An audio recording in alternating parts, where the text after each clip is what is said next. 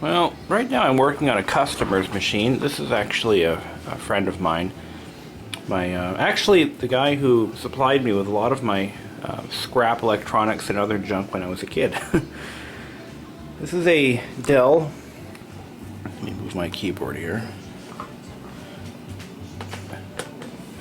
This is a Dell hybrid. Now, this is one of the coolest machines I've ever seen come from Dell. I like it for a variety of reasons. It's stylish, for one. It's pretty powerful. This is a Core 2 Duo. I don't really know what it is exactly. Let's take a look. Let's see here. It's running Vista, of course. Which, by the way, isn't the demon operating system people seem to make it out to be, but, you know, at least it's better than Millennium Edition, anyway. Alright, 3 gigs of RAM. Core 2 Duo, 2 gigahertz. Not bad. Almost as fast as my MacBook. And it's the Hybrid 140G is the model number. And apparently running 32-bit Windows. I don't know why that is. Oh, you know what? I thought Home Premium was supposed to be 32-bit. I mean 64-bit. That's a shame. That really is a shame. Huh. Well, anyway. There you have it. A machine capable of running 64-bit is running 32. Nevertheless, it's a pretty decent little system. It has an SD card up front. I'll turn my light on here so you can see. And when I when I finish this uninstallation process, I'll show you the inside. Headphone jack. Now, I blew these vents out with an air compressor, but for some reason the dust isn't moving. Now, the guy doesn't smoke or anything, so I don't know. I'm gonna have to clean that probably in the sink. I'll take the faceplate off and I'll wash it in the sink. Same with the back panel. I blew it out. There's no dust in the machine. It's actually clean as a whistle inside, but I couldn't get the dust to blow off the vents. What I like about it, though, is it has an HDMI out as well as an optical audio out. And it's built-in FireWire, mini FireWire port right there. Sound in, sound out. Uses a typical Dell laptop power supply, which is over there on the floor. And it has several USB ports. There's 1, 2, 3. There's 5 USB ports on this machine. Can't beat that. So what I'm doing right now is I'm actually cleaning it up a little bit. I just give it a factory reset. And one thing I like about these newer Dells is they don't hide the restore partition like they used to. Restore partition is actually accessible from a utility that you can run if the machine fails to start. It'll bring you right into the restore utility, and you can go back to a system backup. You can actually, once I build this machine, I can run a full system backup and create an image on the hard drive that it can be rolled back to. And I'll do that once I deliver it and set everything up. That'll be a major time saver for me and him. So, what's neat about this machine is the Dell logo actually lights up. It's kind of stupid, but it glows a little bit. Yeah. And so does the hybrid logo in the front. We'll take a look at the inside once it shuts down, and actually kind of nice. Okay, with the removal of just 2 screws, I took it out of its little acrylic sleeve, which one of the nice things about this machine is you could get it in almost any color you wanted. You can just buy whatever color sleeve you want and slide it right in. And the sleeve has a little stand that clips onto the bottom, and it stands up like that. And here's the LED panel for the illuminated Dell logo, and I think it may also function, no, not as a light sensor, it's just a panel of LEDs, that's all it is. Now to remove the drive cradle, let's take out this one screw, pull up on this handle,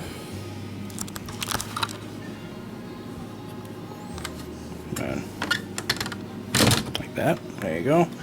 And we have the 2.5-inch hard drive underneath, and the laptop grade CD-ROM drive on the top, with an interconnect panel in the back that just slides into there.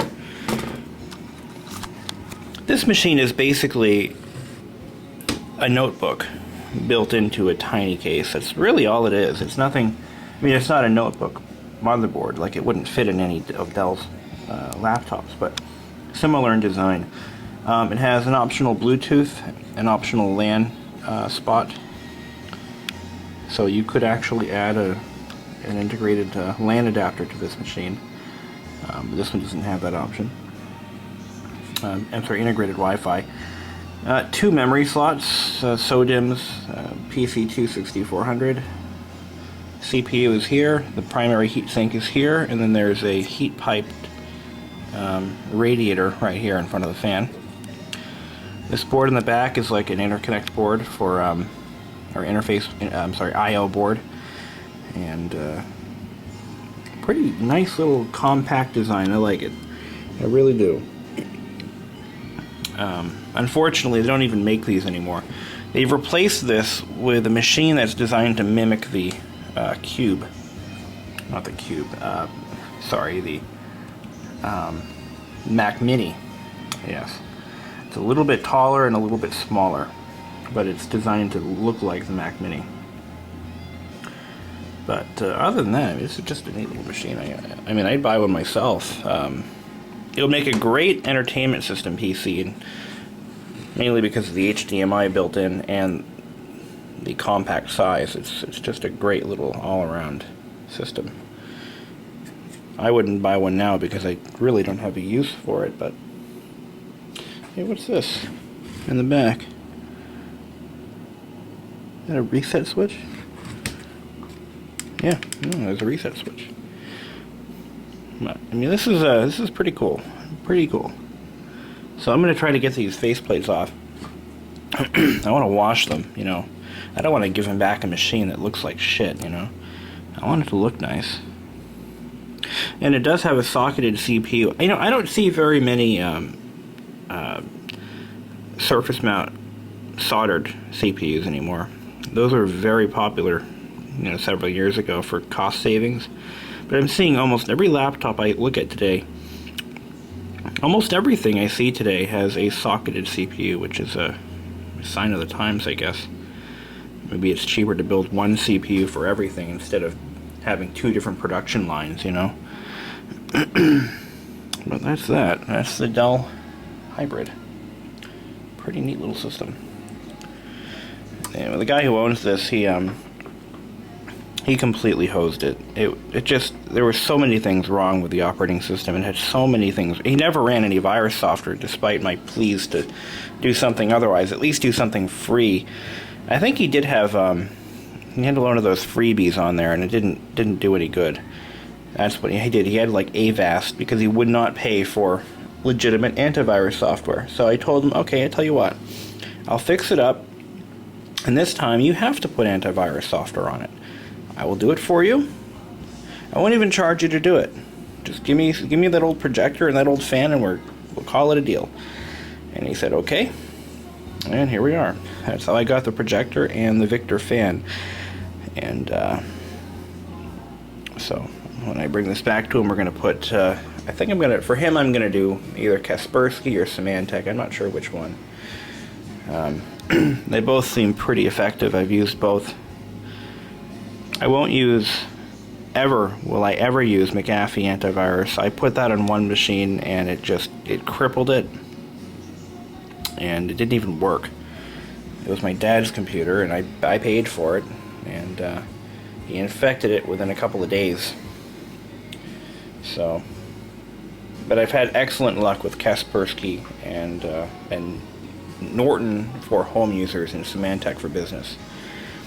And Sophos is really nice too, but I don't think they have a consumer version. But anyway, that's that. And yeah. Okay, so here we have the Dell disassembled, so you can now see what it looks like inside. This is the colored acrylic sleeve that can be purchased in any color of the rainbow. and it's held in by one screw, and it also supports the base that it sits on, like that. Here's the system unit in all its glory.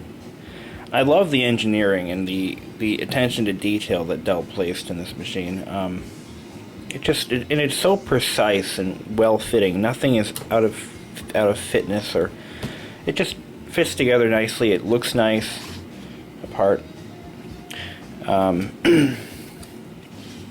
this little doohickey here is just an LED panel. That's how the Dell logo lights up. See? And this whole top cradle assembly, which holds the optical drive and the hard drive, is held in by one screw, and just lifted out this handle. It's got a 2.5-inch Western Digital Scorpio, which is one of their lower end, I believe. Actually, no, the green is the low end. Scorpio's not too bad. I think it's a 7,200 RPM drive. It's got a typical Dell notebook optical drive. This would actually fit in one of the Inspiron or other model notebooks. Just an identical drive. We have two SODIMM slots. Of course, PC2 6400 is what's in there now. And we have a optional wireless LAN mini PCI slot and a Bluetooth slot. Here we have our cooling system, which consists of one massive heatsink that looks like it covers the chipset and the CPU. And it has a heat-piped radiator in front of the fan. This removable board here is basically your I/O board. USB, FireWire, optical audio, and audio. That can be replaced if it ever went bad. The motherboard is a proprietary small form factor board. Pretty slick design. I don't know what chipset this thing has. I should look that up. But nice little system. I really do like these micro machines. They're really cool. Here we have the optional Wi-Fi antenna connector. Actually, wait a minute. No, one of these is going to be for Bluetooth, but let's see here.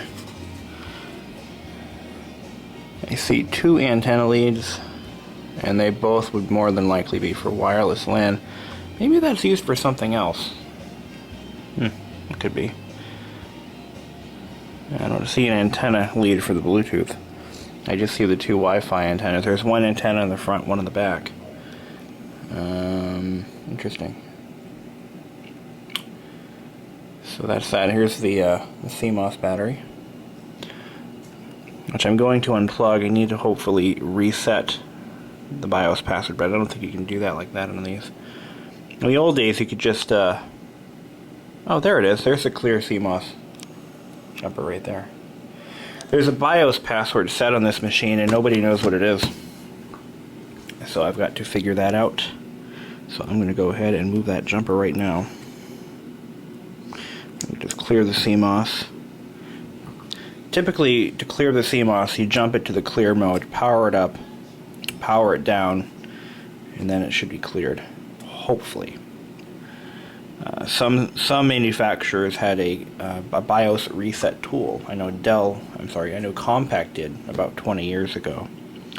I'm hoping it'll be that easy in this one.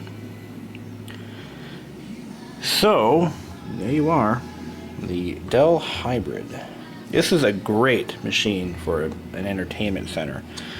I really like the HDMI jack, and I really like the fact that it has FireWire built in and optical audio. That's a big deal for me. I would almost consider buying one of these just for that purpose. So, anyway, enjoy. Well, I haven't seen that logo in decades. So by resetting the CMOS, of course, I made it reset for real.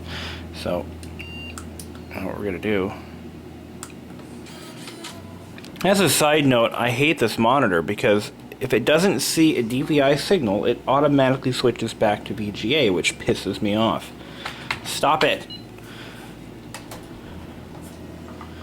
Anyway, come on. Yep, so we did reset. It actually reset to... Nice, it even got rid of the Dell logo. I like that. So, alright, let's Core 2 Duo, 6400, looks good, looks good, looks good. Boot device, CD, hard drive, network, good. Save, what I have to do though is turn the Dell logo back on. I wonder if I can do that. This isn't even a Dell BIOS, by the way. It has, usually Dell has this really fancy overlay for their BIOSes. They limit a lot of settings. I've never seen a Dell with a menu like this. So I think I may have reset it to pre-Dell defaults. Let's see, advanced chipset. Nothing there. Onboard video, integrated peripherals. Side logo control. That's this actually. So it looks like what Dell actually did, they didn't build this machine, obviously, but this may be somebody else's product. That's what I'm thinking. They might have actually slapped their logo on somebody else's product, like a finished product, because this is not like Dell. Usually their BIOSes are highly customized, and I've worked on a lot of Dells. I've never seen one like this. It doesn't have the Dell logo anywhere. So let's go ahead and do an F10 save. Alright. Get ready to switch this back on. Piece of shit. Okay, wait a minute. Oh, I guess we,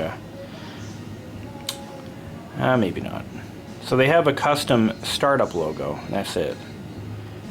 But the BIOS itself is not customized or tailored to Dell by any means. That's pretty cool. So we got rid of the password. So to go over that again, if you ever have to reset a password on one of these, just unplug the machine, set it to reset on the jumper, let it sit for a few minutes. Don't even power it up because it won't turn on. It will not power up with that jumper in the reset position. Then put it back, put it together, and you're good to go. Yeah. Okay. Nice. Well, that's that demonstration. So I'm going to finish cleaning up all the software that came with it and put the customer's data back on and bring it over to them.